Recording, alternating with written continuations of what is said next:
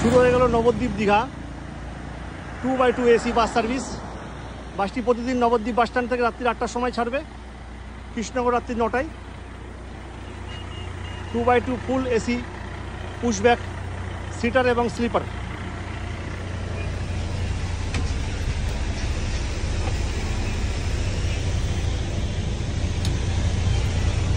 Sleeper coach, 2x2 sitting sleeper. বাসটি প্রতিদিন Nabadwip bus stand থেকে রাত্রি 8টার সময় ছাড়বে এবং কৃষ্ণনগর রাত্রি 9টার সময়।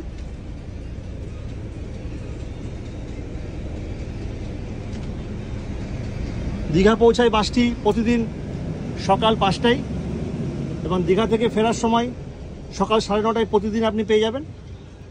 বাসটি নবদ্বীপ পৌঁছাবে সন্ধ্যে 6টার সময় এবং কৃষ্ণনগর বিকাল 5টায়।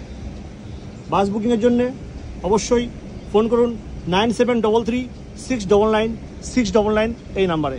ফোন নাম্বারটা আবার রিপিট করছি, 9733699699। 2x2 AC seater sleeper bus service from Rohit travels. প্রতিদিন বাসটি নবদ্বীপ বাস স্ট্যান্ড থেকে রাত্রি 8টার সময় ছাড়বে।